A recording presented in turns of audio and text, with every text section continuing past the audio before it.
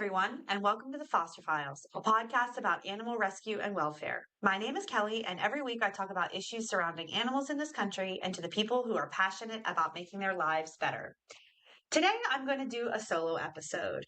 You guys know I throw these into the feed every once in a while just to give you my perspective on maybe some information I've come across or something that's happened lately. And you're going to get about 10 minutes of me talking about how I made a massive mistake the other day with my dog Cheese. I do like to be really transparent on this podcast because I like to make sure that if you're working in the animal rescue space and the animal welfare space and you're doing all this hard work and you make a mistake, I promise you it's okay. Somebody who's been around animals her entire life, around dogs her entire life, and is fostering dogs and constantly working in the space, I made a massive, ridiculous mistake. So it's okay to admit those mistakes because these things do happen. So here is what I did on Saturday. So Saturday night, I was getting some stuff ready for Sunday. We were having some family over for some pool time and like essentially what would be like a little cookout. And I was shucking corn. And the dog owners in the know probably know where this is headed. But I came across one ear of corn that we got from the farmer's market that just was not great. It just was missing a lot of kernels. It was really skinny, just really not that great of an ear. And I said, let the dogs chew this. Now, the dogs love to chew things. The dogs are entertained by chewing. Chewing is great for dogs. So I tossed them the corn cob. Didn't really think much of it. Max walked away, wasn't interested, but Cheese started gnawing on it right away. And then kind of as I'm continuing to shuck, I'm going, something in my brain is telling me that that might not have been the best idea. I feel like there's something with dogs and corn cobs, but I can't quite remember what it is. So I said, you know what? Let me take that away from her right now. And let me go ahead and hit the Google and see what Google has to say. So I took away the corn cob. She had eaten about half of it already. Eaten it. Yep. Eaten it. And I went to Google and pretty much Google AI told me right away that I needed to get her to an emergency vet as quickly as possible. I'm not one to panic, but I am one to take information and try to process things as quickly as possible. So I called a friend of mine who was a vet tech for a couple of years and is now a radiologist. And I said, hey, I messed up. What do I do? This is something I need to really be worried about. And I could tell by the hesitation in her response that it absolutely was something that I needed to worry about. So why can't dogs eat corn cobs? Well, they are unable to digest the fibrous material that makes up the cob of corn. So again, I'm not saying your dog can't eat corn kernels. Apparently that is totally fine for dogs, but it's the corn cob itself. They actually can't digest it. So when it's taken in larger chunks, which we all know that our dogs sometimes eat things big and don't chew them up completely, if it gets to the small intestine, it can create a massive intestinal blockage. And now you have surgery and obviously all the issues and complications that can come with an intestinal blockage.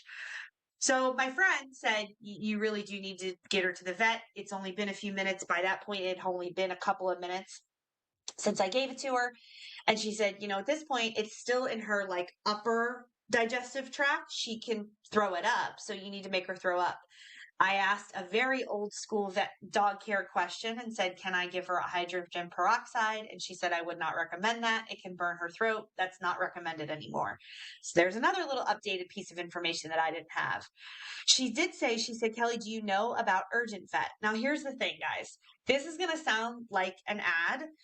It is not an ad. I don't have nearly enough listeners to be paid by anybody to do this podcast. This is not an advertisement. This is strictly my experience. But she said, have you heard of Urgent Vet? It's like urgent care for dogs. So when I think about human medicine, you've got your PCP that you make an appointment. Something isn't, necessarily you need to see them right this second. It's not life and death.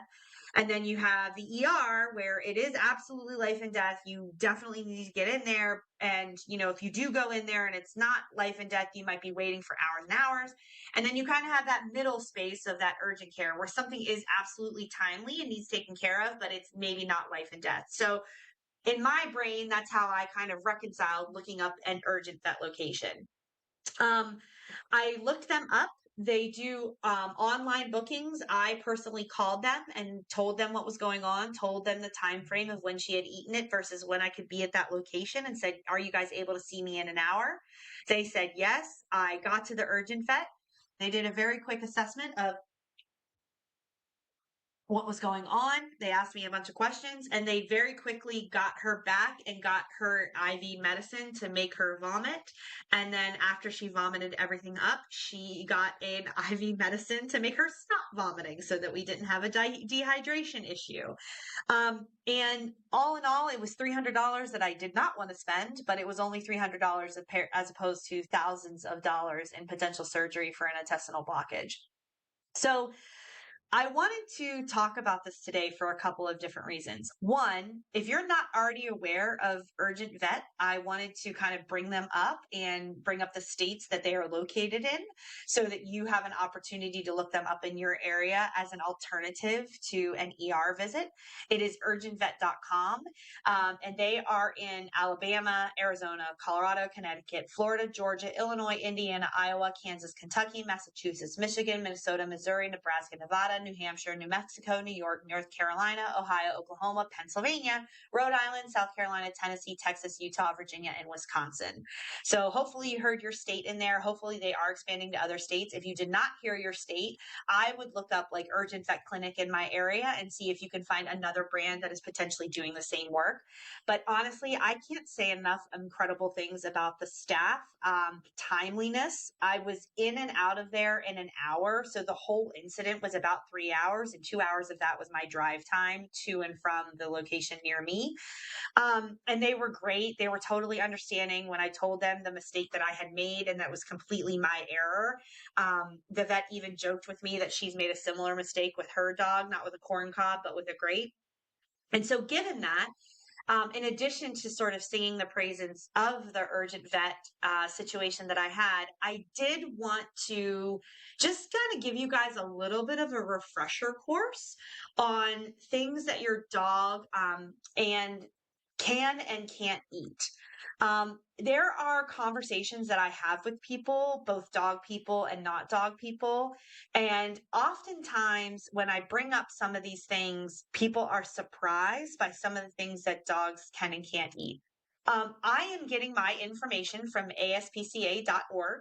ASPCA, for those that don't know, do have a poison control phone number, and I am going to go ahead and say it and put it in the show notes. But it's 888 426 4435. Again, 888 426 4435 if you want to save that in your phone as a contact. But this is where that information is coming from. Obviously, there are lots of other things that you should not give your animal. And to be clear, corn cob is not on here. But I guess you shouldn't also feed them something that they're just going to chew and get a blockage anyway. But there's lots of other things you shouldn't be feeding your animal. This is not an all-inclusive list, but it is a really great informative list. So here we go. Alcohol and yeast dough absolutely should not be given to your animal. For yeast dough, by the way, they're talking about raw. So obviously bread that's been baked already is fine, but anything that could potentially rise in their stomach is going to be an issue. Everybody seems to know about chocolate, but also they have lumped in there with coffee and other caffeine. So that's going to be an issue for any dog. Fruits and vegetables that are issues. This is where sometimes people get a little bit surprised. Avocado is not something that can be given to dogs. It's also a problem for birds, rabbits, donkeys, horses, and animals such as sheep and goats. But yeah, you absolutely shouldn't be giving any avocado. As far as citrus fruits are concerned, stems, leaves, peels, fruits, and seeds of citrus plants contains various amounts of citric acid that can cause irritation and issues, especially in larger quantities. Grapes and raisins. Now, grapes is one of those things that you don't think about that's going to be an issue. And grapes is not the same issue as like grapes with little kids where they can choke on them. Grapes actually can lead to severe toxicity and kidney damage in dogs. So you definitely don't want to give any grapes to your dog or raisins. Onion, garlic, and chives. So all of that is not good. So if you're cooking something with garlic, don't give your dog any of the table scraps that have the onion or the garlic in it. Milk and dairy is not something that is also recommended. And then nuts and fatty foods is also going to be on here. So macadamia nuts, nuts including almonds, pecans, walnuts, and then coconut and coconut oil is also not recommended. Now, I know this is probably going to be a little bit controversial, and I certainly don't have any expertise because I know that raw diets are coming up in dog and cat nutrition right now. But according to the SPCA, raw and undercooked meat, eggs, and bones are not recommended. Again, you need to consult with your vet when it comes to a raw diet. You should be doing that anyway, but again, that is the recommendation from the ASPCA. Xylitol. If you are like me, you give your dogs peanut butter, right? For, putting them in Kongs or maybe giving it to them for pills. But if you use peanut butter that has xylitol in it, so sugar free is going to be a great word to avoid, or a great set of words to avoid, because that sweetness is going to come from xylitol. So sugar free gum, sugar free peanut butter, anything sugar free is typically going to have xylitol in it. And xylitol is an absolute issue and an absolute no-no for any cats and dogs.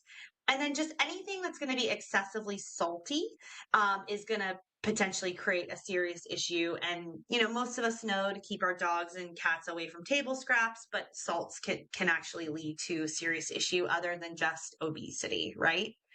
So I just wanted to bring up my experience of making a super, super dumb mistake. Cheese is doing great, by the way, for anybody who was wondering. She is totally fine. She had no additional symptoms. She actually had no symptoms at all. I was so incredibly proactive in getting her to the vet. She actually never felt bad. The only time she felt bad is right after she threw up, because everybody feels bad right after they throw up. But she has since been, eating, drinking, peeing, pooping, doing all the normal things, playing, going on walks, hanging out with Max, and she's been great. So I strongly recommend, if you have an urgent vet in your area and you have an issue that you need to have your animal seen by a vet, but an emergency vet is not necessary at that time, I strongly urge you to look up an urgent vet in your area. They were truly incredible. I've had other friends in talking about this that have also used them and had a great experience.